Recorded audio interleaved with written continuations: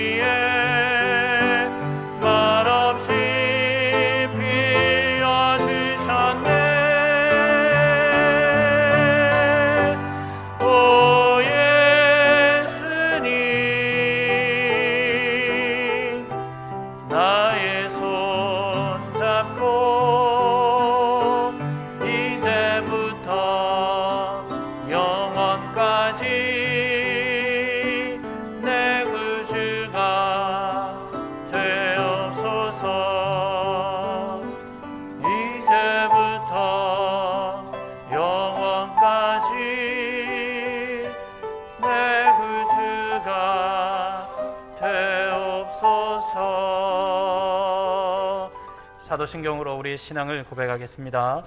전능하사 천지를 만드신 하나님 아버지를 내가 믿사오며 그 외아들 우리 주 예수 그리스도를 믿사오니 이는 성령으로 잉태하사 동정녀 마리아에게 나시고 본디오 빌라도에게 고난을 받으사 십자가에 못 박혀 죽으시고 장사한 지 사흘 만에 죽은 자 가운데서 다시 살아나시며 하늘에 오르사 전능하신 하나님 우편에 앉아 계시다가 저리로서 산자와 죽은 자를 심판하러 오시리라.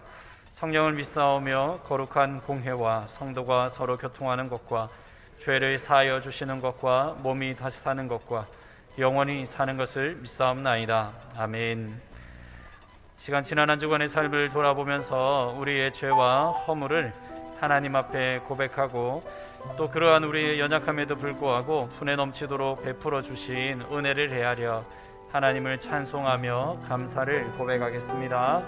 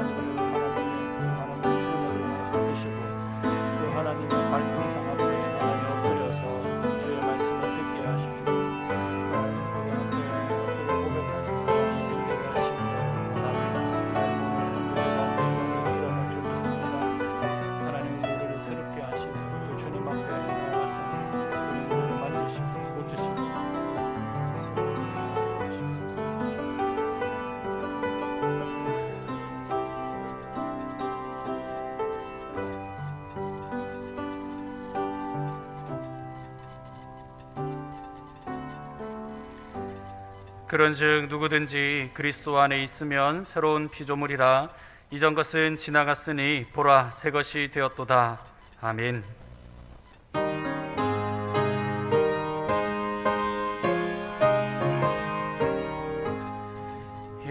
영광의 왕께 다 경배하며 그 크신 사랑을 찬송하라. 예부터 영원히 참 방패시니 그 영광의 주를 다 찬송하라. 능력과 은혜 다 찬송하라. 그 옷은 피, 그 집은 궁창, 그 누레 소리로 주노하시고 폭풍의 날개로 달려가신다.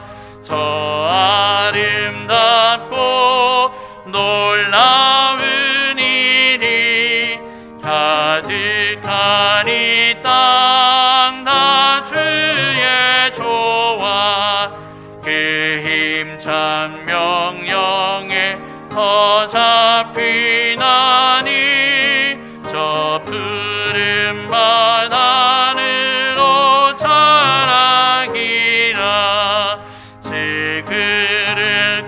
그릇같이 연약한 인생 주지하여 늘 강건하리.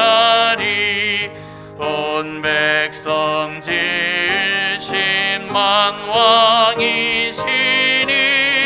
그 자비 영원히 변함없어라.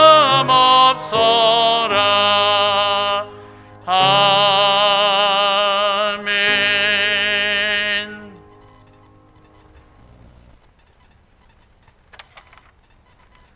놀라우신 하나님 아버지, 가정의 달을 허락하셔서 사랑하는 자녀들과 부모님들과 선생님들을 돌아보며 사랑을 나누고 건강한 모습으로 인생의 주인이신 하나님을 찬양하며 경배할 수 있는 시간과 공간을 주셔서 감사드립니다.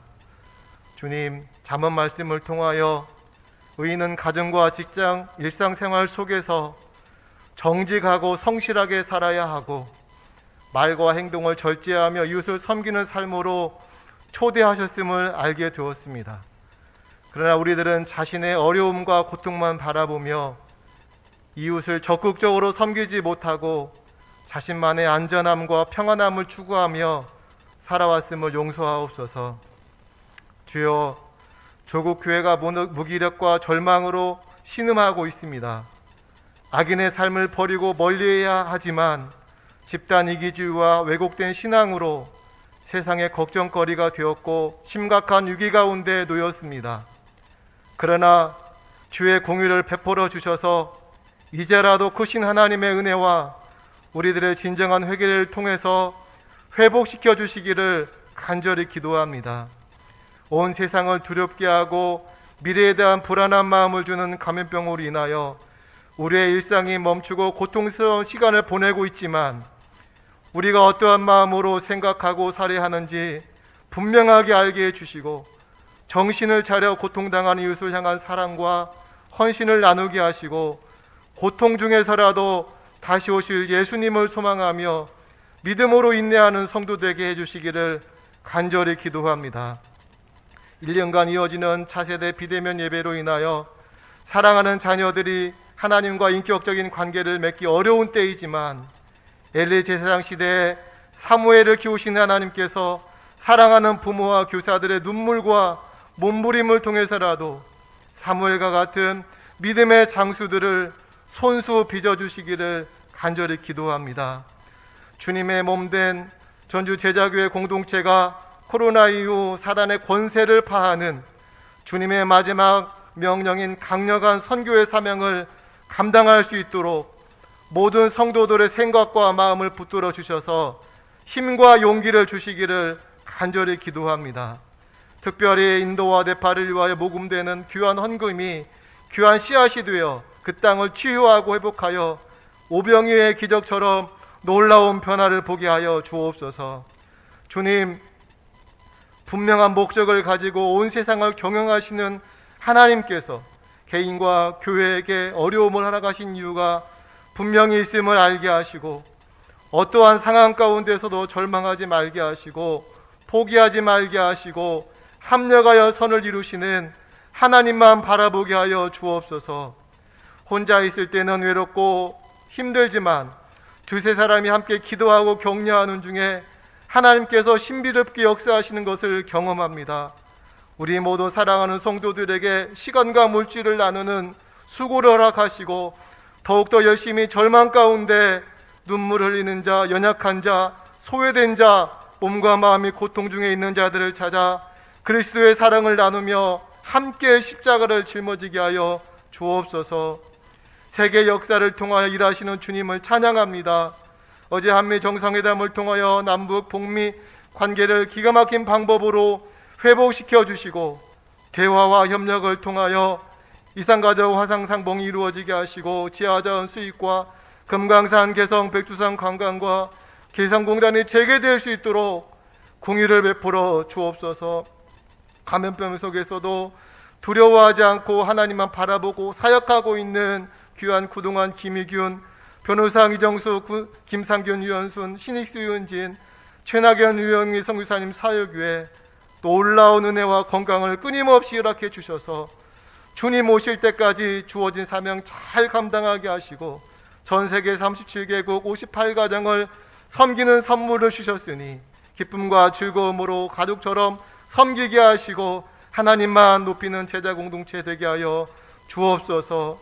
오늘 말씀을 증거하는 사랑하는 박용태 목사님 위에 성령 충만함을 덧입혀 주셔서 강력한 말씀 선포를 통하여 위로와 회개와 도전이 있게 하시고 한 주간 참된 그리스도인의 삶을 살아가고자 하는 결단과 행하는 믿음으로 살아가게 하소서.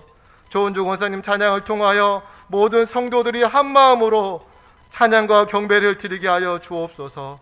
다시 오실 거룩하신 예수님의 이름으로 기도합니다. 아멘.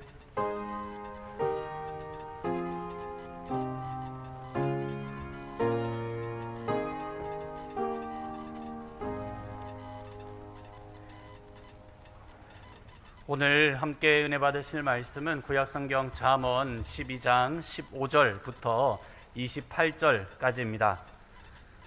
구약성경 923쪽에 있는 잠언 12장 15절부터 28절까지의 말씀을 저와 여러분이 한 절씩 번갈아가며 읽으시겠습니다.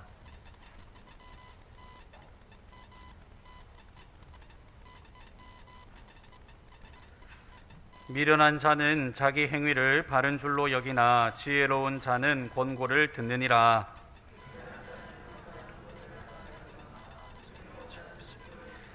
진리를 말하는 자는 의를 나타내어도 거짓 증인은 속이는 말을 하느니라.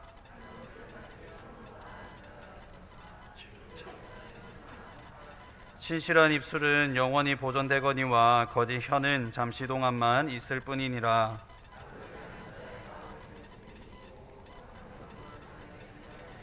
의인에게는 어떤 재앙도 임하지 아니하려니와 악인에게는 앙화가 가득하리라.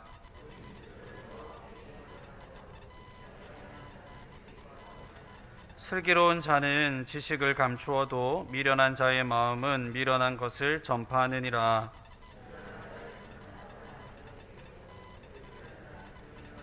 근심이 사람의 마음에 있으면 그것으로 번뇌하게 되나 선한 말은 그것을 즐겁게 하느니라.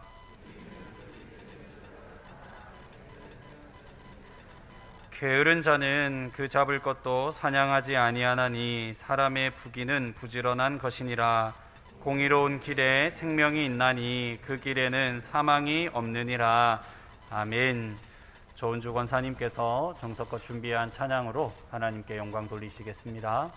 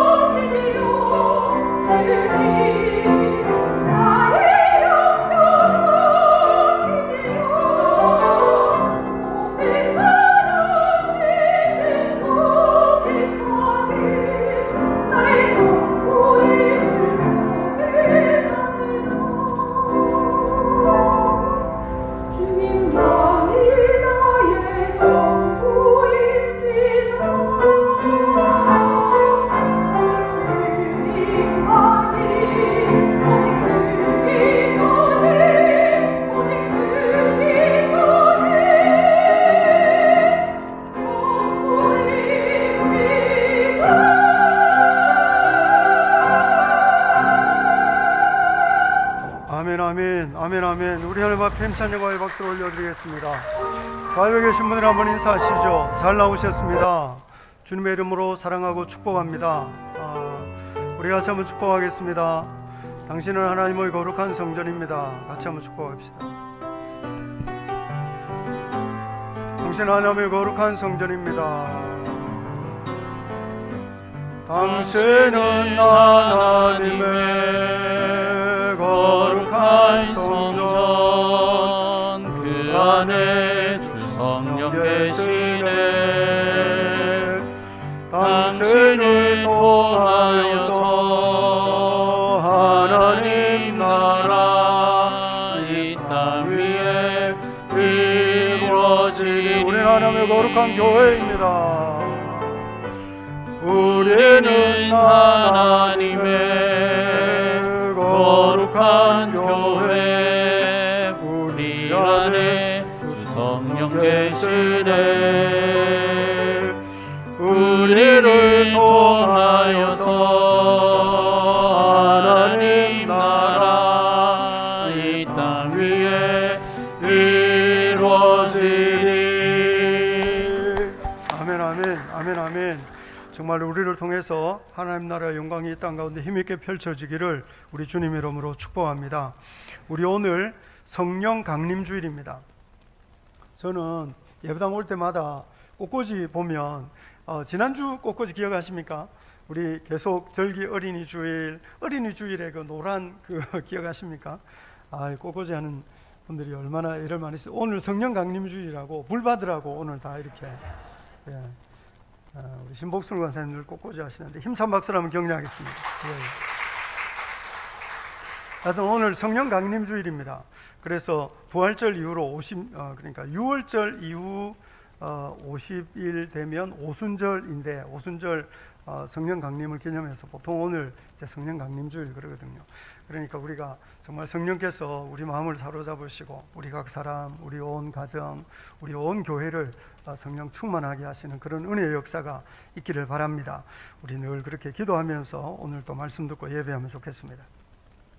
광고 쭉 보시고, 우리 코로나 때문에 고통당하는 인도교회 또 네팔 선교사님 돕기 위해서 헌금 보내려고 하는데 요즘은 헌금이요 주일마다 이 개수가 잘 안 돼요. 왜냐하면 온라인 헌금이 더 많기 때문에 그래서 어떤지는 잘 모르겠지만 여하튼 지금 인도에 300만 원 또 네팔에 300만 원 보내려고 그렇게 당회에서 좀 정리하고 그렇게 진행을 하려고 합니다.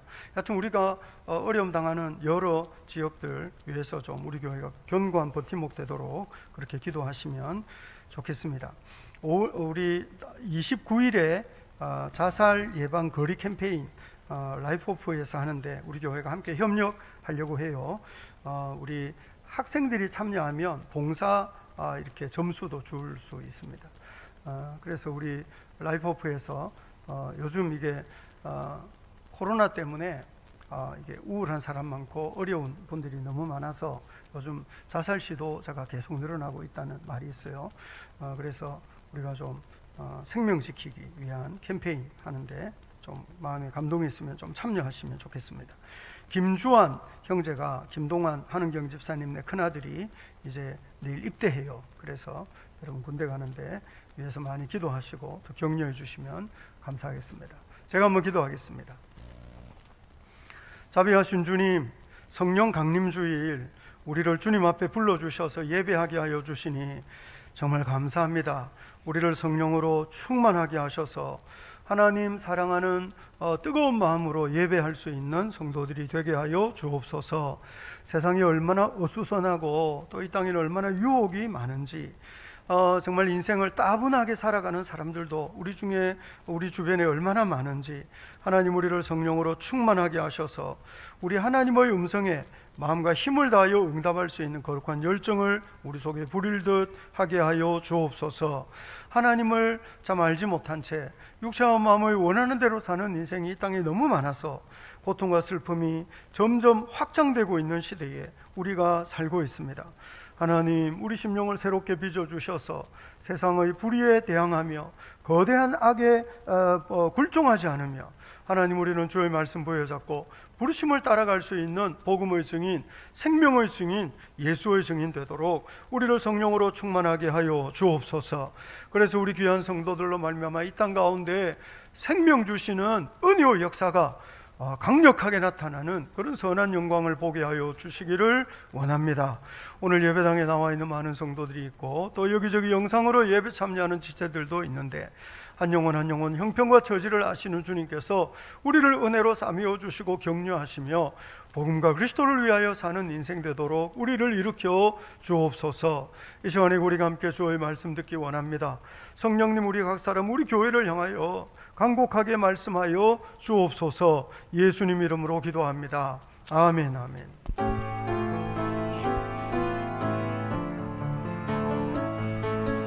성령님 이곳에 오소서. 부드러운 바람처럼 잔잔하게 한없이 넘치는 능력으로 성령님 오소서. 성령님 오소서. 성령님 이곳에 오소서. 부드러운 바람처럼 잔잔하게 한없이 넘치는 능력으로 성령님 오소서. 아멘, 아멘. 성령님 오셔서 우리에게 말씀하실 줄 믿습니다. 아멘 하시는 분이 성령의 음성을 들을 줄 믿습니다. 읽었던 이 말씀 가지고 말씀이 우리 삶을 빚어냅니다는 제목으로 말씀을 전하겠습니다. 잠언을 우리가 계속 묵상하고 있는데 잠언을 읽을 때 반드시 기억해야 될 것은 이 잠언이 그저 옳고 그른 삶이 어떤 것인지를 가르쳐주는 단순한 교훈집이 아니라는 것입니다. 그저 도덕적 교훈을 모아놓은 것으로 보자면 사실 잠언은 별로 새로울 것도 없어요. 그래서 우리가 늘 성경에 있어서 읽고는 있지만 이게 그저 옳고 그름을 가르쳐주는 윤리교과서 같은 거는 아니라는 것입니다. 잠언은 사실상 하나님의 사람을 다듬어내고 빚어내려고 하시는 하나님의 말씀이에요. 잠언의 목적이 여호와를 경외할 줄 아는 사람을 만드는 거거든요. 그래서 잠언 1장 7절이나 잠언 9장 10절에도 여호와를 경외하는 것이 지혜의 근본이다. 거룩하신 자를 아는 것이 명철이다. 이렇게 말을 해요. 그런데 누구나 하나님을 알 수 있느냐? 아니에요. 사실상 사람과 동물의 가장 큰 차이는요, 종교성입니다. 동물도요, 언어도 있고, 동물도 집단 생활하고, 동물도 서로 도와주고, 등도 끌어주고, 다 이렇게 해요. 그런데 진화론자들이 말하는 대로 아무리 진화한 고등한 생명체라도 동물은요, 짐승은요, 넷에 대한 감각이 없어요. 기도하지 않아요. 예배하지 않고 무슨 어떤 초월에 대한 감각을 기념할 수 있는 기념물 이런 거 없어요. 그런데 아무리 원시적인 삶을 사는 인간이라도요, 인간은요, 넷에 대한 감각도 있고 초월에 대한 감각도 있고 나름대로 종교적인 상징물들이 있어요. 그래서 하나님께서 사람 안에 심어 놓으신 영원을 사모하는 마음이라는 것이 아주 중요해요. 이 초월적인 감각이죠. 그렇지만 초월적인 감각이 있다고 해서 다 하나님을 알 수 있느냐? 아니에요. 그래서 사실상 사람은요, 하나님의 영광을 알 수가 없어요. 유한은 무한을 담을 수 없거든요. 그러니까 우리가 유한한 존재, 지음받은 인간이 우리를 세상을 지으신 무한하신 하나님을 안다는 것은 불가능해요.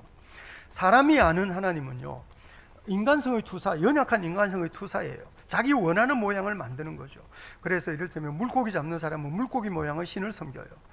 이를테면 공부 잘해서 출세하고 싶은 사람은 갓쓴 우상을 섬기는 거죠. 아이 낳고 싶은 사람은 배불뚝이 우상 앞에 가서 절을 해요. 산에 사는 사람은 용왕 섬기지 않아요. 물고기 섬기지 않는다고요. 산에 사는 사람은 산신령 섬기는 거예요. 평지에 사는 사람은 비를 내리는 신, 해를 비춰주는 신 섬기는 거예요. 그러니까 지난번에 출애굽기에 애굽 사람들은 태양신을 섬기는 거죠. 농사 짓는 사람이었기 때문이에요. 그러니까 사실상 초월적인 감각을 가지고 있지만 사람이 유한한 사람이 하나님을 알 수가 없어요. 그래서 자기 연약함을 투사해내는 혹은 자기 연약함을 메꿔줄 수 있는 초월적인 신을 상상하는데요, 그야말로 자기 경험, 자기 상상의 산물일 뿐이에요. 사람이 하나님을 알 수 없기 때문에 하나님이 사람을 찾아오시는 거예요. 성경에는 사람에게 날 찾아와라 이렇게 하지 않아요. 왜냐하면 그 애초에 불가능한 일이거든요. 하나님이 먼저 찾아오시는 거예요. 하나님이 먼저 말씀하세요. 하나님이 우리에게 찾아오셔서 우리에게 말을 건네시는 거죠. 그래서 히브리서 1장 1절로 2절을 보시면, 히브리서 1장 1절로 2절에 이런 말씀이 있어요. 화면에 뜨는데 몇 칸 뒤에 보면 히브리서 1장 1절과 2절에 같이 한번 읽어볼까요? 시작. 옛적에 선지자들을 통하여 여러 부분과 여러 모양으로 우리 조상들에게 말씀하신 하나님이 이 모든 날 마지막에는 아들을 통하여 우리에게 말씀하셨으니 이 아들을 만유의 상속자로 세우시고 또 그로 말미암아 모든 세계를 지으셨느니라. 하나님이 찾아오시고 하나님이 우리에게 먼저 말씀하시는 거죠. 세상에는요, 하나님 없어도 잘 살 수 있다고 생각하는 사람들도 있어요. 그래서 이를테면 오늘 잠언 12장 15절 보시면, 잠언 12장 15절 같이 한번 읽어볼까요? 시작. 미련한 자는 자기 행위를 바른 줄로 여기나 지혜로운 자는 권고를 듣느니라. 자기 행위를 바른 줄로 여긴다는 것은 자기는 아무런 문제가 없다고 생각하는 거예요. 세상에요, 내가 남의 해코지하고 산 거 없다, 내가 그냥 나 나름대로 열심히 살았어, 나 이렇게 나름대로 열심히 살았기 때문에 나는 죽으면 좋은 데 갈 거야, 그렇게 생각하는 사람들이 있습니다. 사람이 남의 해코지하지 않고 그냥 적당히 열심히 살았기 때문에 죽으면 좋은 데 가느냐? 결코 그렇지 않습니다. 로마서 3장 23절에 모든 사람이 죄를 범하였음에 하나님의 영광에 이르지 못한다. 옛날 우리 어른들은, 우리 믿음의 선조들은 이거를 전적인 타락, 전적인 부패, 전적인 타락, 전적인 부패. 그래서 모든 사람이 죄를 범해서 하나님의 영광에 이를 수 없다는 거예요. 사람은요, 스스로 하나님을 찾아갈 수 없어요. 하나님이 어떤 분인지 알 수도 없어요. 그래서 기껏 자기가 상상하고 자기가 만들어낸 신을, 우상을 만들어서 섬기는데, 그 우상은요, 섬기면 섬길수록 자기 욕망을 증폭시킬 뿐이에요. 모든 우상은 사람의 욕망을 증폭시키는 거예요. 그래서 하나님께서 절대로 우상 만들지 말고 절대로 우상 섬기면 안 돼, 이렇게 말씀하시면서 하나님이 사람을 찾아오시고 우리에게 말씀하세요. 그래서 그 말씀으로 우리를 건져내시고 그 말씀으로 우리를 빚어내시는 줄 믿으시기 바랍니다. 하나님의 말씀이 우리를 건지고 하나님의 말씀이 우리를 빚어내는 거예요. 그래서 사람은요, 우리를 찾아오셔서 우리에게 말씀하시는 하나님께 잘 응답하고 그 말씀을 잘 듣고 응답하는 거, 이거 더 중요한 거죠. 그래서 성경은 그거를 계시라고 합니다. 하나님이 찾아오셔서 우리에게 하나님을 알게 하시는 거죠. 그리고 그 하나님이 우리를 건져내시고 우리를 붙드시고 우리 삶을 다듬어 주시는 거예요. 다듬어 주십니다. 그래서 아름다운 보석을 만들듯이 그렇게 원석을 갈고 닦아서 아름답게 만드시고, 식물로 치면 이를테면 씨앗을 심어서 그 씨앗이 싹을 틔우고 줄기가 돋아나고 꽃이 피고 열매 맺게 하시는 분이 하나님이신 거죠. 우리가 어제 묵상했던 잠언을 보시면 잠언 12장 3절을 한번 보시겠습니까?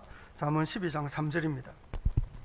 같이 한번 읽어볼까요? 시작. 사람이 악으로서 굳게 서지 못하거니와 의인의 뿌리는 움직이지 아니하느니라. 12절도 있습니다. 어제 12절 시작.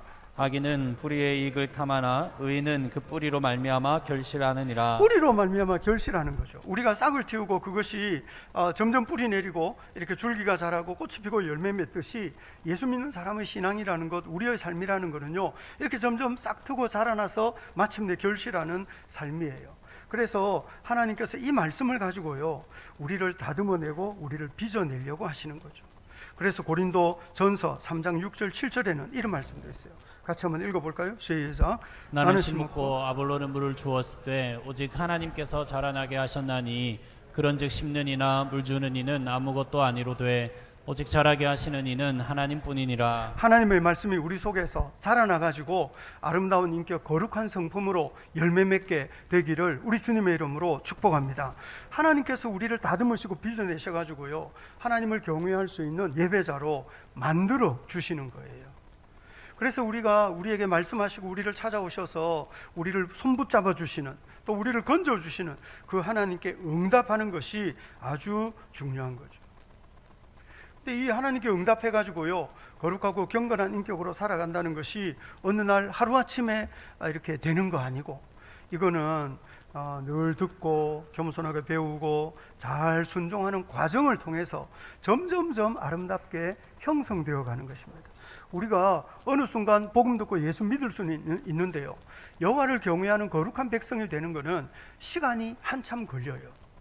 이게 어느 날 갑자기 우리가 온전해지는 거 아니고요, 우리가 하나님의 자녀가 되고 이 하나님의 말씀을 듣고 이 말씀을 따라 살면서 점점 아름답게 자라나고 성장하고 세워져 가는 것을 우리가 잘 기억해야 합니다. 그래서 우리가 늘 교회에서 기도할 때 불신자가 거듭나서 중생자가 되고, 중생자는 헌신자가 되고, 헌신자는 사명자가 되게 해주세요, 이렇게 기도하는데, 사실 그렇게 자라나기를 우리가 기도하는 것입니다. 그런데 그 성장하고 자라나는데요, 어떤 방향이 있는 거예요. 방향. 오늘 본문 보면 우리가 영적으로 성장하고 자라날 때 어떤 방향으로 자라나야 하는가 하는 것을 오늘 본문이 말해줘요. 제일 먼저 우리가 기억해야 될 거는요, 자신을 통제할 줄 아는 사람이 돼야 돼요. 16절 한번 보시겠습니까? 오늘 보면 16절 같이 한번 읽어볼까요? 시작. 미련한 자는 당장 분노를 나타내거니와 슬기로운 자는 수욕을 참느니라. 세상에 화나는 일이 얼마나 많습니까? 세상에 내 마음대로 안 되는 일이 얼마나 많습니까? 기분 나쁜 일이 얼마나 많습니까? 모욕당할 때가 얼마나 많습니까? 그런데 기분 나쁘고 내 마음대로 안 되고 화가 난다고 해가지고 당장 분노를 나타내는 거, 그거는 미련한 사람의 모습이라고 말해요. 반면에 슬기로운 사람은 수욕을 참는다. 수욕이라는 것은 모욕을 당해도 참는다는 거예요. 모욕을 당하고 멸시를 당해도 참는다는 거죠. 그 모욕을 당하고 멸시를 당하면 당연히 기분 나쁘고 당연히 화가 나죠. 그런데 기분 나쁘고 화가 나지만 당장 분노를 나타내지는 않고 한 걸음 뒤로 물러서서 한 번 더 생각할 줄 안다는 것입니다. 자기 감정, 자기 분노를 절제하는, 이거 성숙한 사람의 모습입니다. 18절 한번 보시겠습니까? 본문 18절 같이 한번 읽어볼까요? 시작. 칼로 찌름같이 함부로 말하는 자가 있거니와 지혜로운 자의 혀는 양약과 같으니라. 칼과 양약이 대조되고 있습니다. 칼은 찌르는 겁니다. 칼은 공격하는 거죠. 칼로 찌름같이 말한다는 것은 닥치는 대로 막 함부로 말하는 것을 의미합니다. 미성숙한 모습이죠. 반면에 23절 한번 보시겠습니까? 23절 같이 한번 읽어볼까요? 시작. 슬기로운 자는 지식을 감추어도 미련한 자의 마음은 미련한 것을 전파하느니라. 슬기로운 사람이 왜 지식을 감출까요? 슬기로운 사람이 지식을 감추는 이유는요, 자기를 드러내지 않으려고 그러는 거예요. 주목받지 않으려고 하는 거죠. 누구의 주목을 받고 자기가 뭐 어떤 이 상황을 중심에 서는 거, 그거 슬기로운 사람은 별로 좋아하지 않아요. 반면에 미련한 사람은요, 어떻게 해서든지 막 떠들고 말해서 분위기를 주도하고 자기가 상황을 지배하고 싶어 하는 거죠. 자기가 주인공 되고 싶어 하는 거예요. 그런데 슬기로운 사람은 자기가 주인공 되는 거 조심하는 거죠. 자기가 주인공 굳이 되지 않아도 괜찮다고 생각하는 거예요. 그래서 자기 지식을 감추는 것입니다. 그런데요, 뭔가 분위기를 주도하고 자기가 막 드러나서 뭘 이렇게 자기가 주인공이 되고 싶어 하는 거, 이거 다 어린아이들의 모습입니다. 하고 싶은 말 다 해야 되는 거, 이거 어린아이들의 모습입니다. 자기 감정을 절제하지 않는 거, 이거 다 어린아이의 모습입니다. 아이들은 절제가 안 돼요. 제일 지금도요, 신우가 나갔는데요, 왜냐하면 뒤에서 막 떠들었어요. 뒤에서 막 이야기하니까요, 엄마가 조용히 하다가 지금 안 되니까 신우가 나간 게 아니고 누가 나간 거지 지금? 예를 들면 누가 나갔어요? 신우 안에 저기 있네. 그런데 여하튼 어린애기를 조용히 시키는 거 쉬운 일이 아닙니다. 왜냐하면 애들은 하고 싶은 말 다 해야 되거든요. 아이들에게 절제를 가르치고 침묵을 가르치는 것은 상당히 어려운 일입니다. 그런데요, 나이가 들었는데도 침묵해야 될 때 침묵할 줄 모르고, 나이가 들었는데도 자기를 좀 절제해야 될 상황에서 자기 감정을 절제할 줄 모른다면 그거는 그야말로 영적인 어린아이인 거예요. 어린아이는 시간이 지날수록 자라나고 성숙해져 가야 하지 않겠습니까? 그러니 예수 믿는 사람들이요, 자라나야 되고 성숙해야 되는데요, 그 방향, 그 한 가지 기준이요, 얼마나 자기를 통제할 줄 아느냐, 얼마나 자기를 절제할 줄 아느냐 하는 것이 성숙한 사람의 모습이라는 것입니다. 그래서 예수 믿는 사람이요, 무슨 일을 하든지 어떤 말을 하든지 한 걸음 뒤로 물러서는 거 필요합니다. 한 걸음 뒤로 물러서 가지고 이게 진짜 필요한 말이냐, 이거 정말 필요한 일이냐, 이거 생각해 봐야 돼요. 한 걸음 뒤로 물러서 가지고 이 말이 진짜 하나님께 영광이 될 만한 거냐, 이 일이 정말 하나님께 영광이 될 만한 거냐 생각해야 됩니다. 한 걸음 뒤로 물러서 가지고 이것이 정말 상대방을 유익하게 할 수 있는 말이냐, 이것이 정말 상대방에게 유익이 될 만한 일이냐, 이런 거를 생각. 그래서 예수 믿는 사람이요, 늘 급하게 말하고 급하게 행동하는 것은 별로 바람직하지 않습니다. 예수 믿는 사람은 조금 더 신중하고 조금 더 천천히 이렇게 살아도 상관이 없어요. 옛날에 CCC 그 선교단체에서 언제든지 하나님보다 성령보다 앞서지 말자, 그렇게 이야기했는데 얼마나 좋은 말인지 모릅니다. 하나님보다 성령보다 앞서지 않고, 그러려면 늘 천천히 이렇게 뒤에서 이렇게 걸어가는 거 필요하거든요. 너무 급하게, 너무 뭐든지 서둘러서 하지 않는 그것이 성숙한 사람의 모습일 수 있어요. 오늘 본문 25절 한번 보시겠습니까? 25절 같이 한번 읽어볼까요? 시작. 근심이 사람의 마음에 있으면 그것으로 번뇌하게 되나 선한 말은 그것을 즐겁게 하느니라. 근심은 사람의 마음을 번뇌하게 하지만 선한 말은 그것을 즐겁게, 사람의 마음을 즐겁게 한다는 것은 사람의 마음을 기운 나게 하고 힘이 나게 한다는 겁니다. 뭔가 이렇게 응원을 해서 격려를 해주는 것이 선한 말이라는 거죠. 그래서 우리가 칼로 찌르듯이 함부로 말하는 것이 아니고 기운 나게 하고 힘이 나게 하는 말을 하는 그것이 성숙한 사람의 모습입니다. 그래서 예수 믿는 사람이요, 내 말의 열매가 어떻게 나타날 것인지, 내가 하는 행동의 열매가 어떻게 나타날 것인지를 생각해서 자기를 절제하고 통제하는 이것이 아주 중요합니다. 두 번째로 우리가 영적으로 자라나려고 할 때 한 가지 기억해야 될 방향, 기준이 뭐냐 하면 얼마나 진실하고 얼마나 믿을 수 있는 사람이냐 하는 것입니다. 오늘 보면 19절부터 22절 한번 보시겠습니까? 잠언 12장 19절부터 22절입니다. 같이 한번 읽어볼까요? 시작. 신실한 입술은 영원히 보존되거니와 거짓 혀는 잠시 동안만 있을 뿐이니라. 악을 꾀하는 자의 마음에는 속임이 있고 화평을 의논하는 자에게는 희락이 있느니라. 의인에게는 어떤 재앙도 임하지 아니하려니와 악인에게는 앙화가 가득하리라. 거짓 입술은 여호와께 미움을 받아도 진실하게 행하는 자는 그의 기뻐하심을 받느니라. 여기 보시면 거짓 혀가 있고 속임이 있고 거짓 입술이 있습니다. 공통점은 전부 다 믿을 수 없다는 겁니다. 세상에는요, 자기 이익을 위해서 남을 속이는 사람들 꽤 있거든요. 근데 예수 믿는 사람이요, 진실하고 정직해서 믿을 수 있는 사람이 돼야 됩니다. 거짓말을 아이들에게 가르치는 부모는 아무도 없어요. 그런데요, 아이들이요, 안 가르쳐도 거짓말 할 줄 알아요. 교회에서도 가끔씩 보면 이게 눈에 뻔히 보이는 거짓말 하는 애들이 있거든요. 그런데 얼마나 귀여운지 몰라요. 어릴 때는 막 이렇게 뭔가 속이 뻔히 보이는 거짓말 뒤에 감싸놓고 없어요, 이런 거 보면 엄청 이쁘잖아요. 근데 어릴 때나 이쁘지 계속 자라가지고 그렇게 거짓말해 보세요. 그게 이쁜가? 어릴 때는 뭐를 해도 이쁘죠. 오줌 싸도 이쁘고 똥 싸도 이쁘고 어릴 때는 다 그렇게 이쁜데 계속 그러면 상당히 곤란해요. 예수 믿는 사람은 진실하고 정직한 말을 하는 법을 배워야 되는 거죠. 그리고 진실하고 정직하게 말했을 때 항상 내가 이익을 볼 수 있느냐, 안 그럴 때도 있어요.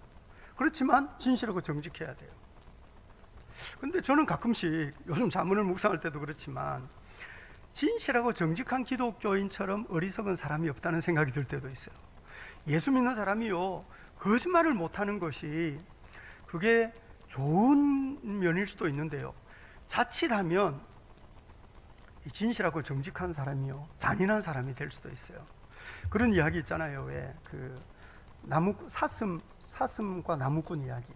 그래서 나무꾼이 막 나무를 하는데 사슴이 막 뛰어왔어요. 나무꾼님 사냥꾼이 따라와요. 저를 좀 숨겨주세요. 그래가지고 이 나무꾼이 사슴을 딱 숨겼어요. 그런데 사냥꾼이 따라온 거죠. 사슴, 나무꾼님 사슴 보셨어요? 근데 문제는 이 나무꾼이 예수 잘 믿는 진실하고 정직한 사람이었다는 거예요. 거짓말을 해본 적이 없고 거짓말 하면 안 되는 줄 알아요. 그러면 어떻게 해야 될까요? 이 나무꾼이.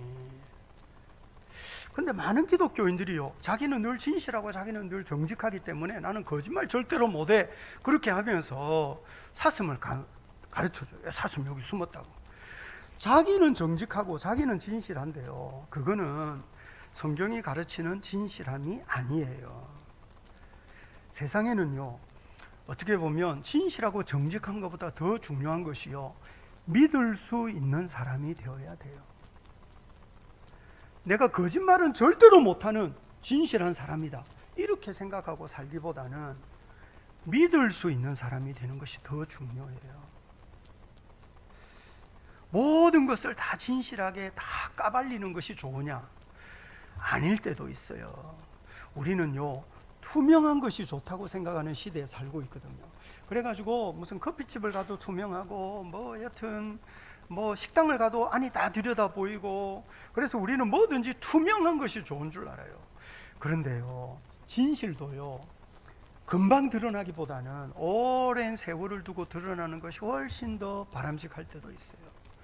투명하고 다 드러나고 모든 것을 알아야 된다 그러면요, 우리가 신비를 다 잃어버릴 거예요. 신비는요, 투명한 게 아니거든요.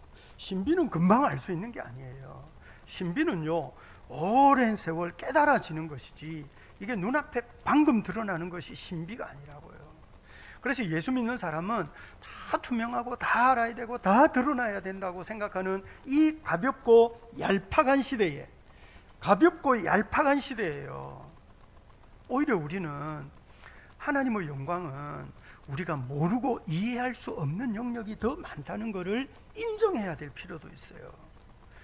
그래서 내가 몰라도 참된 것이고, 내가 이해를 못해도 그것은 진리에 속한 것이에요. 그래서 예수 믿는 사람은요, 거짓말하는 사람 되면 안 되고 진실한 사람 되어야겠지만, 진실을 뛰어넘어서 믿을 수 있는 사람 되는 것이 훨씬 더 중요해요. 제가 누구를 만나서 상담하고 신방을 했는데, 이를테면 상담하고 신방했는데 그분과 얽혀있는 누가 와가지고, 목사님 그 집사님 만났죠? 만났어요. 무슨 이야기 했어요? 이러면 제가 다 이야기를 할까요, 안 할까요? 제가 이야기 안 합니다. 왜냐하면 그거 다 이야기할 수 없거든요. 오히려 덮어주고 감추어줘야 될 때가 더 많은 거예요.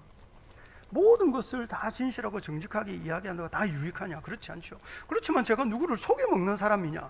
그거는 아니에요. 목사님이 말을 할 때는, 말을 안 하실 때는 다 이유가 있을 거야. 그러면서 이게 어떤 신뢰 속에서 서로 살아가는 거죠. 그리고 저분은 절대로 자기 이익을 위해서 남을 속여먹거나 거짓말하거나 하는 분 아니다. 그래서 시간이 지나고 나면 참 저분 덕분에 내가 힘을 얻고 저분 덕분에 내가 어려움을 넘겼구나, 이러면서 믿고 신뢰할 만한 그런 인격을 갖추는, 이거는 훨씬 더 오랜 세월의 관계 속에서 형성되는 거죠. 그러니까 예수 믿는 사람이요, 그런 의미에서 거짓말하는 사람 되지 말고, 그런 의미에서 진실한 사람 되고, 진실함을 뛰어넘어서 상대방의 신뢰를 얻을 수 있는 사람이 되는 것이 더 중요합니다. 거짓말하는 거는 다 나쁜 줄 아는데, 제가 볼 때 조금 미성숙한 기독교인들이요, 맨날 바른 이야기하는 것만 좋은 줄 알아요. 그런데요, 바리새인 같아요. 맨날 바른 소리만 하면 그거 바리새인 되고, 맨날 입 바른 소리만 하면 진짜 부담스럽거든요. 그러니까 그 수준을 넘어서서 다른 사람을 유익하게 하는, 그래서 오늘 본문대로 하자면 선한 말이 그것을 즐겁게 한다 그러는데, 25절에 그러니까 남을 유익하게 하고 남을 좀 기운나게 하는 그런 인생 사는 것이 더 중요한 것입니다. 그리고 그렇게 진실하게, 또 그렇게 신뢰할 만한 삶을 살다가 보면 오해를 살 때도 있어요. 그렇게 진실하게, 그렇게 신뢰할 만한 삶을 살다가 보면 손해를 볼 때도 있죠. 억울한 처지로 밀려날 때도 있어요. 진실하고 정직하다고 해서 늘 나한테 이익이 되고 진실하고 정직하면 늘 복을 받느냐? 아니고 남을 유익하게 하는 삶을 살면 항상 내가 칭찬을 듣느냐? 아니에요. 어떤 때는 오해도 보고 어떤 때는 억울한 일도 당하고 어떨 때는 어려움 겪을 수도 있어요. 오늘 본문 21절 다시 한번 보시겠습니까? 21절 같이 한번 읽어볼까요? 시작. 의인에게는 어떤 재앙도 임하지 아니하려니와 악인에게는 앙화가 가득하리라. 재앙과 앙화가 대조되고 있습니다. 앙화가 뭐냐면 그 일종의 그 자기가 지은 죄 때문에 앙갚음으로 당하는 재난이 앙화예요. 그러니까 자기가 지은 죄에 대한 대가죠. 그런데 의인에게 재앙 없어요. 의인에게 재앙이 없다는 것은 의인은 그러면 진실하고 정직하게 살면 아무런 문제가 없다는 거냐? 아니에요. 진실하고 정직하면 손해볼 때도 있고 진실하고 정직하면 억울한 일 당할 수도 있고 진실하고 정직하게 남을 유익하게 하다가 보면 우리가 굳이 내가 사지 않아도 될 오해를 살 수도 있다는 거죠. 근데 문제는요, 그것이 재앙이 아니라는 거예요. 내가 진실하게 살다가 손해보고 내가 누구를 유익하게 하려고 하다가 다른 사람을 유익하게 하려고 하다가 내가 오해를 살 때 있지만 그래서 내가 좀 억울할 때도 있지만 그런 억울함, 그런 손해는 재앙이 아니라는 거죠. 잘 한번 들어보세요. 여러분 어깨 좀 이렇게 한번 펴고 좀 눈도 한번 크게 뜨고 사랑하는 성도 여러분, 사랑하는 성도 여러분, 십자가의 고난이 재앙이 아니고 예수님의 십자가의 죽음이 재앙이 아닌 줄 믿으시기 바랍니다. 고난과 죽음인데요, 예수님은 그거를 예수님 당신의 영광이다, 내 영광이다 이렇게 말씀하십니다. 예수님은 십자가의 고난과 죽음을 재앙으로 받아들이신 것이 아니고 그거를 자기 영광으로 받아들이시고, 그리고 우리에게도 십자가의 고난과 죽음은 복이지 그게 무슨 재앙입니까? 십자가의 죽음이 우리에게 예수님의 고난이 복인 거예요. 아픔이고 고통이지만 재앙이 아니라는 거죠. 우리가 진실하고 정직하게 살다가 손해볼 때 있는데 그거는 손해가 아니고 그것이 예수 믿는 사람이 누릴 수 있는 큰 복인 줄 믿으시기 바랍니다. 왜 아멘 안 하십니까? 지금 제 말 못 알아들었습니까? 지금 예수 믿는 사람이 진실하고 정직하게 살다가 손해를 볼 때가 있는데 그 손해는 그저 손해, 그저 억울한 일 아니고 우리가 믿음으로 정직하게 살다가 손해를 보고 믿음으로 정직하게 살다가 억울한 일을 당하면 그것은 예수 믿는 사람이 누릴 수 있는 큰 복인 줄로 믿으시기 바랍니다. 그거 복입니다. 그거를 복으로 여겨야지 그거를 억울한 손해로 여기면 안 되는 거예요. 예수님이 가신 길을 걸어가는 거거든요. 예수님이 억울하고 예수님이 원통하고 예수님 말귀 못 알아듣는 사람들 때문에 얼마나 모욕을 많이 당하시고, 그리고 예수님의 말귀 못 알아듣는 사람들 때문에 오해를 사고 모욕을 당하고 예수님이 억울하고 원통한 일 당하고 고난당하고 심지어 죽임을 당했는데 우리가 억울하고 원통할 때 예수님을 뒤따라가는 거거든요. 우리가 누릴 수 있는 큰 은혜라는 거죠. 제가 며칠 전에 어떤 글을 읽었는데 제가 존경하는 어느 목사님이 그런 글을 쓴 거 제가 읽어본 적이 있습니다. 그 핵심이 뭐냐면 목회자에게 가장 필요한 능력, 목회를 할 때 가장 필요한 능력이 뭐냐? 누가 이렇게 물었어요. 그랬더니 그분이 뭐라고 하느냐면 목회자에게 가장 필요한 능력은 배신당한 아픔을 참을 수 있는 능력. 배신당할 때 많은 거죠. 사랑하고 돕고 섬기고 보살폈는데 배신당하는 거예요. 모멸감을 견뎌낼 수 있는 능력, 이게 제일 필요하다고. 그런데 제가 그걸 읽으면서 이거는 목사들에게만 필요한 게 아니고 예수 믿는 모든 사람에게 필요하겠다. 예수 믿는 모든 사람에게 모멸감을 참아낼 수 있는 능력, 믿음으로 살면 사람들이 우리를 우습게 여기고 무시하고 너나 잘하세요, 너 예수 믿는 것이 얼마나 잘하는가 보자 이러면서 맨날 우리를 시험하고 이럴 때 우리 모멸감 느낄 때 있거든요. 근데 그거를 참아내야죠. 그거를 견뎌내야죠. 예수 잘 믿고 신앙생활 하려고 그러면 우리가 억울하고 원통한 일 당할 때 많고 속상할 때 많고 나는 열심히 돕고 사랑하고 섬겼는데 네가 언제까지 잘하는가 보자 하면서 계속 우리의 마음을 속상하게 할 때도 얼마나 많습니까? 우리 믿음을 이용해 먹으려는 사람들도 얼마나 많습니까? 그러니 기분 나쁘고 그때마다 속상한데 그런 모멸감 혹은 그런 오해, 그런 배신, 나를 이용해 먹으려고 하는 사람은 속 뻔히 보이는 말과 행동, 그런 거를 참아내고 견뎌낼 수 있는 능력, 그거는 목사들에게뿐만 아니고 모든 하나님의 사람에게 다 필요한 거 아니냐는 거죠. 그런데 내가 예수 믿는 믿음 때문에 무시당하고 이용당할 때 그게 그러면 억울하고 원통한 거냐? 아니고 그것이 예수 믿는 사람이 누리는 큰 복인 줄 믿으시기 바랍니다. 우리가 누군가를 위해서 흘리는 눈물, 우리가 속이 상해서 어떻게 할 수 없어서 더욱이 설교를 들었는데 여튼 칼로 찌르듯이 함부로 말하면 안 된다 이러니까 하고 싶은 말도 못하고 끙끙거리고 뭐 여튼 무슨 말을 하든지 이게 필요하냐, 하나님께 영광이 되냐 뭐 이런 거를 물어보라 그러니까 또 그걸 적어가지고 나중에 또 영혼의 편지 쓸 때도 적고 이래 놓으니까 어떻게 할 수가 없어가지고 막 속에 불이 나는데 여러분 이게 쉬운 일이 아니라고요. 쉬운 일이 아니에요. 그런데 그렇게 답답해서 내가 눈물 흘리고 답답해서 한숨 지을 때 그런 눈물과 그런 한숨이 여러분 우리의 기도가 되고 우리 인생의 보배가 되는 줄 믿으시기 바랍니다. 그것이 우리 인생의 보배. 오늘날 교회의, 오늘날 예수 믿는 사람의 가장 큰 문제가 뭐냐면요, 억울하고 원통해서 흘리는 눈물이 너무 적은 거예요. 오늘날 교회의 가장 큰 문제가 뭐냐면 믿음으로 살다가 억울하고 원통해서 흘리는 눈물이 너무 적어요. 왜냐하면 손해 안 볼라 그러거든요. 오해 안 살라 그래요. 억울하고 원통한 일 당하지 않으려고 그래요. 근데 늘 안전한 곳에 머물러 있으려고 그러는 거죠. 부담스러운 일은 안 하려고 그래요. 굳이 누구를 돕기 위해서 나서지 않아요.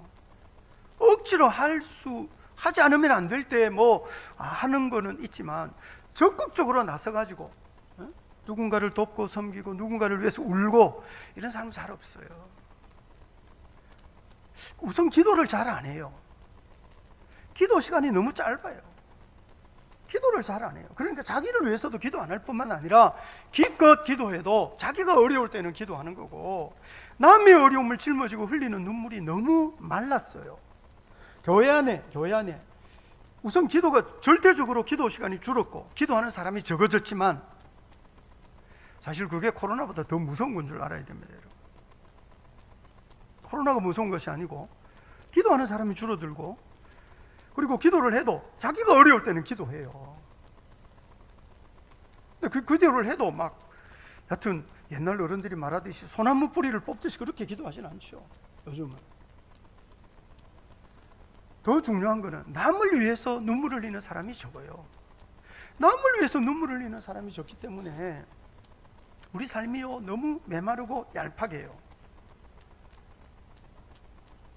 요한계시록 21장에 보면요, 사실 그게 바른 해석은 아니지만 제가 늘 볼 때 12진주문이 있는데요, 새 예루살렘에 12진주문이 한 진주가 한 문이라고 그래요. 진주 보석이 많은데요, 왜 하필 진주가 새 예루살렘의 문일까? 제가 한 번씩 그렇게 생각해 본 적이 있어요. 진주는 상처에서부터 생기는 거라면서요, 눈물이라면서요. 조개의 눈물이 이 진주 조개의 눈물이 진주래요. 그래서 저는 가끔씩 그거 읽을 때마다 이게 지금 제가 드리는 말씀은 바른 성경적 해석이 이렇게 말하기는 좀 어렵지만 저는 여하튼 12진주문에서 한 진주가 한 문이다 그럴 때 이거는 눈물의 능력인가 보다. 눈물의 능력. 천국을 어떻게 들어갑니까? 우리가 예수님의 눈물 때문에 들어가는 것 아니겠습니까? 여러분은 천국을 어떻게 들어갑니까? 우리를 위해서 흘린 예수님의 눈물 덕분에 우리가 천국 가는 거 아니겠습니까? 우리 주변의 고약한 인생들이 어떻게 은혜와 복을 누리겠습니까? 누군가가 그 고약한 인생을 위해서 눈물로 기도해 줘야 되는 거 아니겠습니까? 고약한 인생이 얼마나 많습니까? 우리 주변에 말 안 통하는 인생이 얼마나 많습니까? 자기 이익을 위해서 무슨 짓이든지 하는, 우리를 속여 먹으려고 하는 사람이 얼마나 많습니까? 속여 먹으려는 사람이 나를 거짓말해서 나를 속여 먹어서 억울하고 원통해서 주님께 기도할 수도 있지만 한 걸음 더 나가서 주님, 나를 속여 먹는 저 고약한 인생을 불쌍히 여겨달라고 오히려 내 억울함보다 나를 억울하게 했는 그 인생 위해서 더 많이 기도할 줄 아는 그것이 성숙한 예수 믿는 사람의 모습이 아니겠느냐. 내가 억울하고 원통하다고 주님 앞에 기도하는 것도 있지만 오히려 그 하늘 높은 줄 모르고 그저 자기 성질대로 살아가는 그 고약한 인간을 짊어지고 기도하는 시간이 더 많아져야 그것이 하나님의 뜻대로 사는 인생 아니겠느냐. 사랑하는 성도 여러분, 눈물이 재앙이 아닙니다. 눈물이 재앙이 아니고요, 수고하고 땀 흘리는 것이 재앙이 아닙니다. 고생하는 것이 재앙이 아니고요, 그거는 이 십자가 짊어지신 예수님을 따라갈 수 있는 성도가 누릴 수 있는 큰 복인 줄 믿으시기 바랍니다. 그래서 의인에게는 재앙이 없어요. 진실하고 정직하게 사는 사람이 손해도 볼 수 있고 억울한 일도 당할 수 있고 오해도 살 수 있고, 우리가 누군가를 섬기고 돌본다 그럴 때 오히려 우리가 더 무거운 짐을 짊어져야겠지만 그 짐은 짐이 아니고 복인 거죠. 짐이 아니라 복인 줄로 믿으시면 아멘 하시기 바랍니다. 짐을 짐으로 여기면 안 되고 그 짐을 복으로 여겨야 됩니다. 하나님이 내게 주신 복이다. 이거 눈물이 복이다. 수고하고 땀 흘리는 것이 복이다. 오히려 그래서 그 눈물의 크기가 진짜 문 하나 만들 만큼 거대해져야 될 필요가 있는 거죠. 다른 연약한 영혼을 위해서 짐을 짊어지는데요, 오히려 그 짐을 내가 질 때 허덕이는 것처럼 보이지만 진짜 그 짐 짊어지면요, 성령께서 감당할 만한 능력 주시는 줄 믿으시기 바랍니다. 성령께서 주시는 거예요, 그 짐을 짊어질 수 있는 능력을. 그런데 짐 없이 예배당 올 때도 요즘은 보니까 성경 무겁다고 성경 안 들고 다니는 분들도 있어요. 짐을 안 짊어지려고 그래요. 짐을 지지 않으려고, 무거운 거를 다 벗어버리려고, 그냥 가볍게 이렇게 살려고. 예수님이 십자가를 짊어지라고 그랬는데요, 우리는 아무것도 짊어지지 않으려고 해요. 그냥 룰루랄라 노래 부르는 인생 살고 싶은 거죠. 요즘 교회가요 얼마나 얄팍해지는지 모릅니다. 요즘 성도들의 삶이 얼마나 가벼워지는지 모릅니다. 수고하지 않고 짐지지 않고 눈물을 흘리지 않고 어떻게 예수 믿을 수 있겠습니까? 저는 영상 예배가 이게 궁여지책이라고 생각하지만 이게 얼마나 위험한지 모릅니다. 영상 예배 헌신이 사라지고요, 교제가 사라집니다. 헌신과 교제가 사라지면 예수 믿는 사람은 소비자가 되는 거예요. 소비자. 예배의 소비자, 설교의 소비자가 되는 거죠. 이게요 얼마나 큰 유혹인지 모릅니다. 시험입니다, 시험. 자기가 시험을 당하고 있는 줄도 몰라요. 뱀이 찾아와서 속닥속닥 하는데 그게 지금 유혹인지도 모르고 지금 뱀하고 말 섞고 있는 거죠. 우리 시대의 문화가요 교회를 깊이 병들게 하고 있는데요, 이게 병드는 줄도 몰라요. 지금 얼마나 지금 위태로운 시대에 우리가 살고 있는지 모릅니다. 사랑하는 성도 여러분, 의인에게 재앙이 없습니다. 고생하고 손해보고 눈물을 흘릴 일이 있는데 그게 우리가 누릴 수 있는 복이고 십자가가 복이고 그것이 예수님 따르는 길인 줄 믿으시기 바랍니다. 그러니 진실하고 정직하세요. 손해를 보더라도. 그리고 진실하고 정직함을 뛰어넘어서 남을 유익하게 할 수 있는 그런 인생 사세요. 다른 사람을 복되게 하는 인생 살아야 된다고요. 사실 그게요 오늘 24절하고도 관계가 있어요. 오늘 보면 24절 한번 보시겠습니까? 24절 같이 한번 읽겠습니다. 시작. 부지런한 자의 손은 사람을 다스리게 되어도 게으른 자는 부림을 받느니라. 부지런하고 게으른 것이요 아주 뚜렷하게 갈라지고요, 잠언은 늘 부지런한 사람을 칭찬하고 게으른 사람을 책망해요. 그런데요 부지런한 거는요 분주한 거랑 달라요. 부지런한 거는요 목표가 있어요. 이를테면 농부가요 얼마나 부지런한지 몰라요. 할 일이 얼마나 많은지 몰라요. 근데 농부는요 땅을 고르거나 씨앗을 준비하거나 땅에 심고 물 주고 가꾸고 잡초 매고 뭐 이 모든 과정이요 목표가 있어요. 목표가. 그리고 농부는 열심히 일해가지고요 열매를 만들어요. 그리고 그 열매를 자기도 먹고 살고 그 남에게도 나누어 주고. 오늘 본문 24절 다시 한번 보시겠습니까? 같이 한번 읽겠습니다. 시작. 부지런한 자의 손은 사람을 다스리게 되어도 게으른 자는 부림을 받느니라. 여러분 고대 농경 사회에서 다스리는 자와 부림을 받는 자, 누가 누구에게 양식을 나눠줍니까? 고대 농경 사회에서는요 다스리는 자가 자기 집 안에 있는, 자기 울타리 안에 있는 부림을 받는 사람을 다 먹여 살리는 거예요. 고대 사회에는 다스리는 자가 집안의 어른이, 족장이 아니면 주인이 자기 노예를 먹여 살린다고요. 부리는 사람을 그냥 부리는 게 아니고 그 부림받는 사람을 먹여 살리는 책임을 다스리는 자가 짊어지는 거예요. 그 다스리는 자는 부지런히 일을 해가지고요 자기 집안 사람들 다 먹이고 입혀요. 그런 의미에서 오늘 본문 26절 같이 한번 볼까요? 시작. 의인은 그 이웃의 인도자가 되나 악인의 소행은 자신을 미혹하느니라. 그래서 의인은 그 게으른 미련한 이웃이 어디로 나가야 될지를 가르쳐주는, 그래서 도움을 제공하는 사람이 되는 거죠. 그래서 의인 옆에 있으면, 부지런한 사람 옆에 있으면 다른 사람이요 신세를 지고 얻어먹는 거예요. 그런 의미에서 부지런한 사람이 재물을 갖게 되는데요. 오늘 보면 27절 한번 보시겠습니까? 27절 같이 한번 읽어볼까요? 시작. 게으른 자는 그 잡을 것도 사냥하지 아니하나니 사람의 부귀는 부지런한 것이니라. 사람의 부귀는 부지런한 것이다. 부지런한 사람이 부귀, 재물을 갖게 된다고 말하는 거죠. 그런데요, 사실 재물, 보물, 재화, 돈 뭐 이런 거는요, 잠언에서 전부 가난하고 연약한 사람을 도우라고 하나님이 우리에게 맡겨주신 선물이에요. 자본주의 사회에서도요, 현대 사회에서도 부지런한 거 얼마나 중요합니까? 부지런히 성실하게 살아야 된다, 그렇게 말하거든요.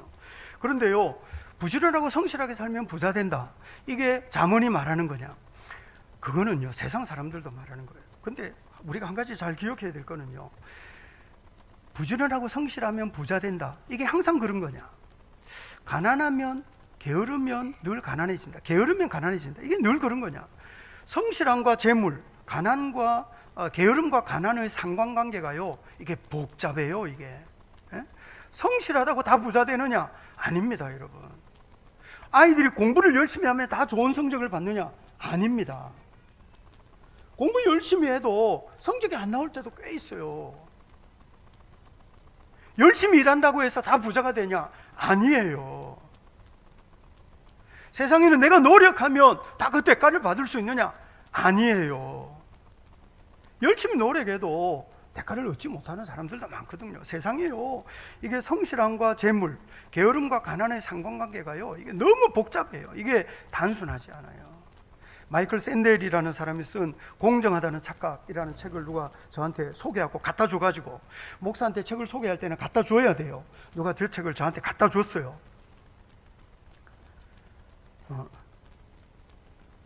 마음에 감동이 좀 있습니까? 저 책 누가 읽어보라고 어느 집사님이 저한테 갖다 주셨어요. 제가 읽어봤어요. 근데 아주 책이 중요한 이야기를 다.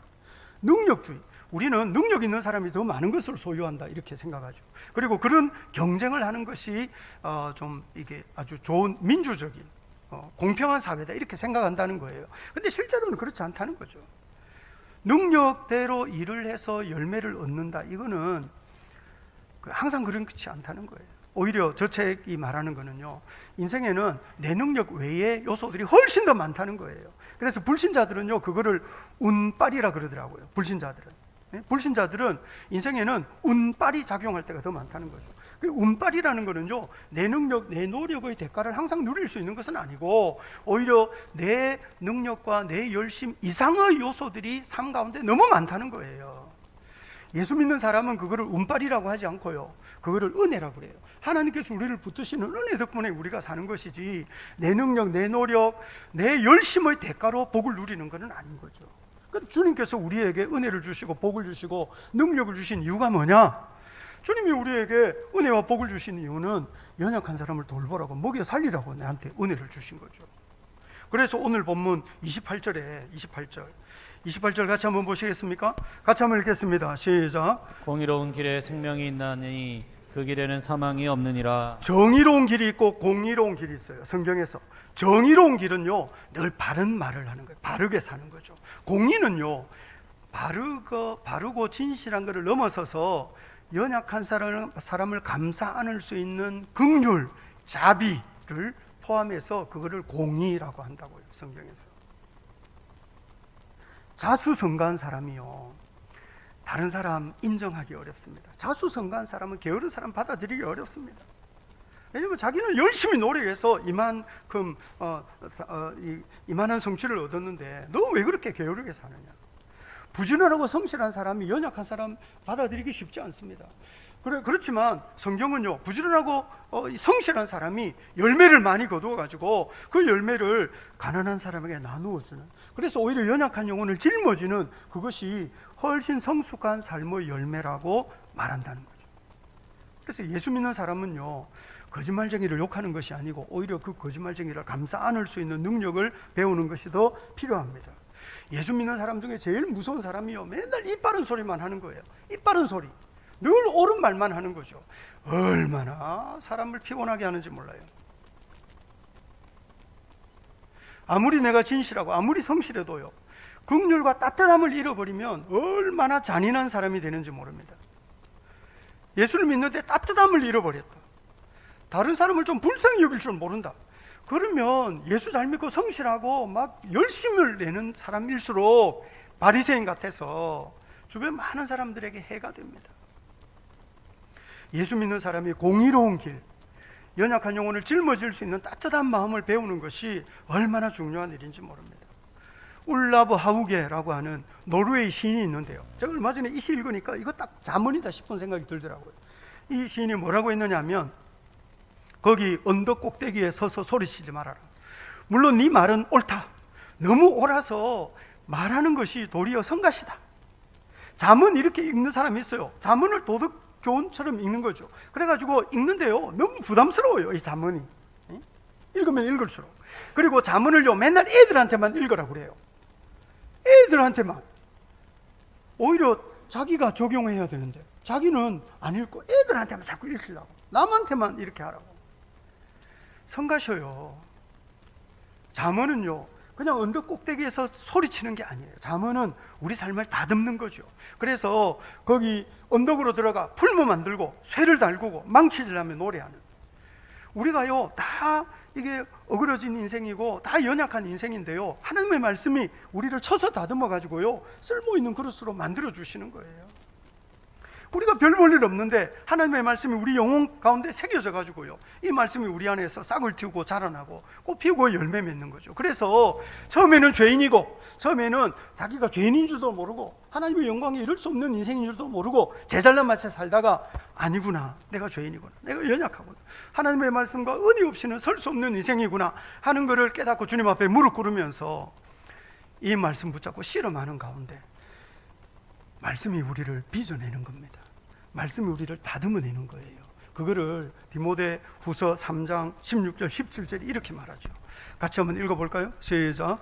모든 성경은 하나님의 감동으로 된 것으로 교훈과 책망과 바르게 함과 의로 교육하기에 유익하니, 이는 하나님의 사람으로 온전하게 하며 모든 선한 일을 행할 능력을 갖추게 하려 함이라. 하나님의 말씀 우리를 교훈하고 우리를 책망하고 우리 어그러진 것을 바로 잡고, 그리고 무엇이 바른 삶인지를 우리에게 계속 반복해서 가르쳐서 온전하게 하고 선한 일을 행할 능력을 갖추는데요, 이게 어느 날 하루 아침에 되는 게 아니고 천천히 평생에 걸쳐서 차근차근 하나님을 이렇게 빚어내시는 거예요.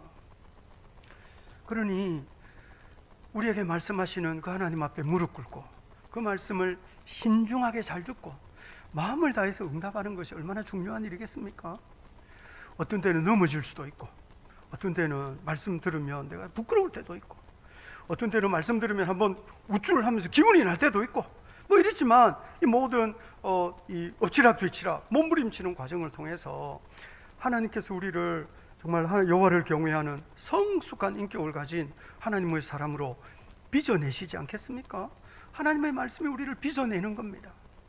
그 은혜의 역사를 경험하는 저와 여러분 될 수 있기를 우리 주님 이름으로 축복합니다. 아멘, 아멘. 들었던 말씀 생각하시면서 우리 영혼의 편지 한번 써봅시다. 오늘 어떤 말씀 들었는지 한번 좀 잘 정리해 보세요. 마음에 와닿았던 말씀 한번 생각해 보세요. 적어 보세요. 그리고 말씀을 들으면서 좀 회개해야 될 것이 있는지, 내가 어떤 소망을 품고 기도해야 될지, 당장 순종해야 될 일이 있으면 그것이 어떤 것인지 우리 한번 정리를 해보겠습니다. 우리 영혼의 편지 쓰겠습니다.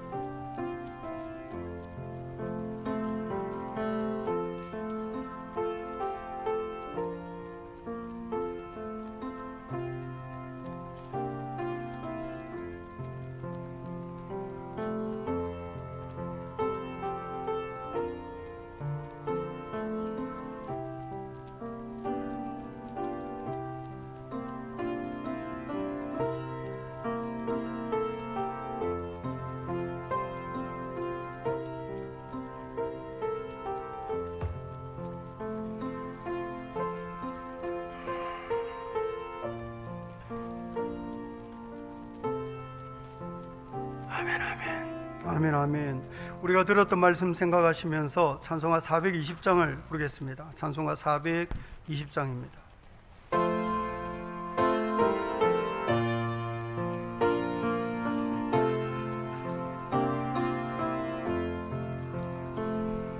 너 성결케 위해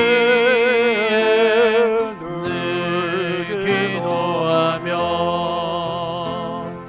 너 주 안에 있어 늘 성경 보고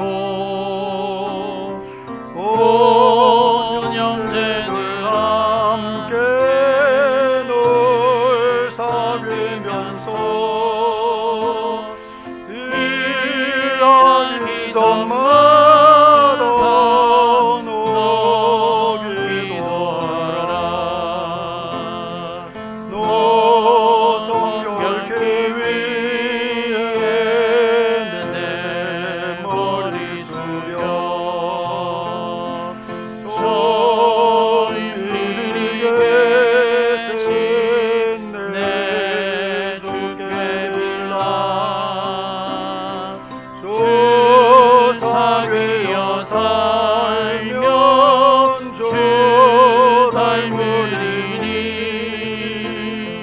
널 보는 이마다 주 생각하리. 너 성결케 위해 주 따라가고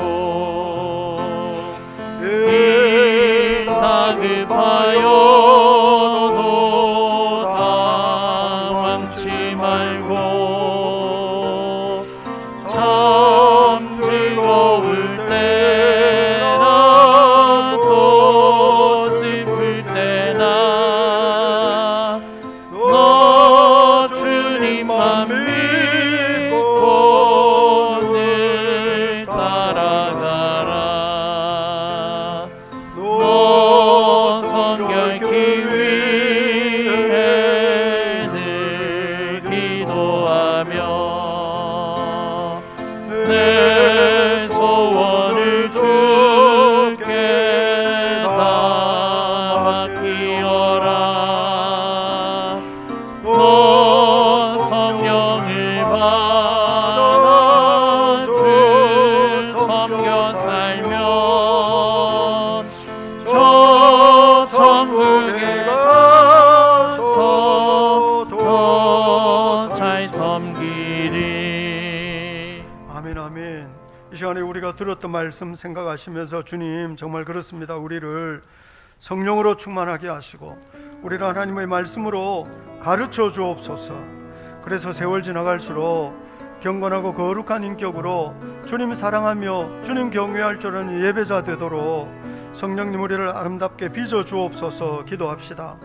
우리가 자기 감정을 좀 잘 통제할 줄 아는 사람 되게 해달라고, 우리가 진실한 말로 남을 유익하게 하고 부지런한 생활에서 연약한 영혼을 좀 먹여 살릴 수 있는 일꾼 되게 해달라고, 우리가 믿음으로 살려고 하면 손해볼 때도 있고 우울한 일 당할 때도 있고 오해를 살 때도 있고, 우리가 믿음으로 살려고 하면 지지 않아도 짐 짊어져야 될 때도 있고 흘리지 않아도 될 눈물 흘려야 될 때도 있겠지만, 하나님 더 무거운 짐을 짊어질 수 있도록 더 많은 눈물을 흘릴 수 있도록 은혜를 베풀어 주옵소서.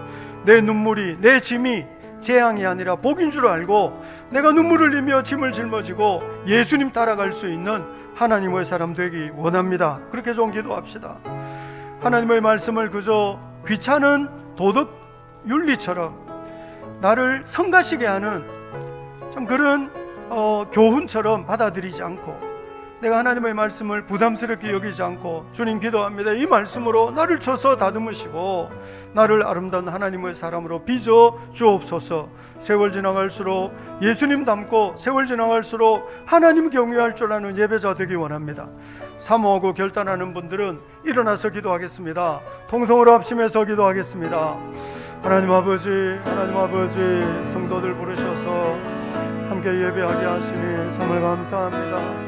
선한 은혜 우리에게 베풀어 주시고 하나님의 말씀으로 우리를 쳐서 다듬으시고 하나님의 말씀으로 우리 안에 싹 틔우며 열매 맺게 하시길 원합니다. 자라나게 하여 주옵소서. 이 말씀이 우리 안에 자라나고 이 말씀 우리의 생각과 우리의 삶을 다스리고 이 말씀이 우리를 교훈하고 이 말씀이 우리를 책망하고 이 말씀이 우리를 바르게 하고 이 말씀이 우리를 교육해서 하나님 우리가 세월 지나갈수록 온전하고 세월 지나갈수록 모든 선한 일을 행할 만한 능력 갖추는 제자 되도록 성령님 우리를 인도하여 주옵소서. 우리를 길러 주옵소서. 주의 은혜와 사랑으로 우리를 다스려 주옵소서. 하나님 아버지 우리를 다스려 주옵소서. 하나님 아버지 우리를 길러 주옵소서. 하나님 우리를 온전케 하여 주옵소서.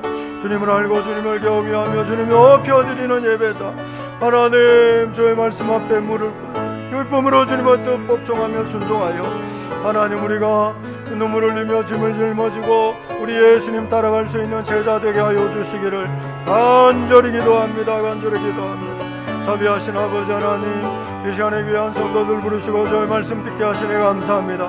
성령으로 충만하게 하여 주옵소서. 성령으로 충만하게 하여 주옵소서. 하나님의 말씀을 그저 성가신 교훈처럼 받지 않고 신중하게 잘 듣고 복종하면서 하나님 우리가 거룩한 성품 아름다운 인격으로 빚어져 가기를 원하오니 주님 우리를 다듬어 주옵소서. 주님 우리를 온전케 하여 주옵소서. 하나님 경외할 줄 아는 거룩한 예배자 되도록 성령님 우리를 기르시고 우리를 양육하여 주옵소서. 주님을 찬양합니다. 자비하신 아버지 하나님 주님의 성령으로 우리를 충만하게 하여 주옵소서. 하나님의 말씀을 달게 듣고 이 말씀에 메인바된 하나님의 사람 되도록 성령님 우리를 기경하여 주옵소서. 세월 지나갈수록 더 온전함으로 우리 주님의 뜻 즐거이 받들어내는 제자 되기 원하오니 하나님의 말씀을 그저 성가신 도덕교훈처럼 받지 않고 오히려 이 말씀을 우리를 향한 주님의 사랑으로 받을 수 있는 제자들이 되게 하여 주시기를 원합니다. 이 말씀 우리를 교훈하고 이 말씀 우리를 책망하고 이 말씀이 우리를 바르게 하고 이 말씀이 우리를 교육하고 양육해서 모든 선한 일을 행하기에 온전한 하나님의 사람 되도록 하늘의 거룩한 능력을 우리에게 덧입혀 주옵소서. 말씀을 지배받기 원하오니 주님의 말씀 우리를 다스려 주옵소서. 무엇보다 자기를 통제할 줄 아는 하나님의 사람 되기 원하고 진실한 말로 다른 사람을 유익하게 하는 제자 되기 원하고 하나님 무엇보다 내가 부지런히 일해서 내 수고의 열매를 연약한 사람에게 나누어 줄 수 있는 일꾼 되기 원하오니 하나님 우리를 통하여 힘있게 역사하여 주옵소서. 기도합니다. 우리 성도들에게 남을 위하여 흘리는 눈물이 점점 많아지게 하시고 우리 성도들에게 남을 위하여 지는 짐이 점점 무거워지게 하시고 하나님 우리 성도들이 주님의 말씀 부여잡고 진실하고 정직하게 살다가 더 많이 손해보고 더 많이 억울한 일 당하고 더 많은 오해를 산다 할지라도 하나님 결코 뒤로 물러서지 않고 예수님 뒤따라가는 제자들 되게 하여 주옵소서. 세상의 재앙을 두려워하지 않는 영맹한 믿음 주시고 하나님 그래서 십자가를 복으로 감사로 찬송을 제목으로 여기며 십자가 짊어지고 예수님 따르는 예수님 닮아가는 제자 되도록 성령님 우리를 길러 주옵소서. 세월 지나갈수록 주님 때문에 행복한 거룩한 예배자 우리 주님을 기쁘시게 할 수 있는 성결한 하나님의 사람 되도록 성령님 우리를 아름답게 빚어 주옵소서. 주님께 나올 때 정성껏 예물을 드립니다. 예물 통해서 주님이 높임을 받으시고 이 예물 통해서 하나님의 생명 주시는 말씀의 능력이 이 세상 가운데 힘있게 펼쳐지는 아름다운 역사가 나타나게 하여 주옵소서. 우리 예수님 이름으로 기도합니다. 이제는 우리 주 예수 그리스도의 은혜와 우리 아버지 하나님의 크고 놀라우신 사랑과 보혜사 성령님의 교통하심이 하나님을 경외할 줄 아는 거룩하고 경건한 예배자로 자라나기 원하는 우리 모든 성도들과 우리 전주 제자 교회 위에 이제로부터 영원까지 함께 있을지어다. 아멘. 아멘.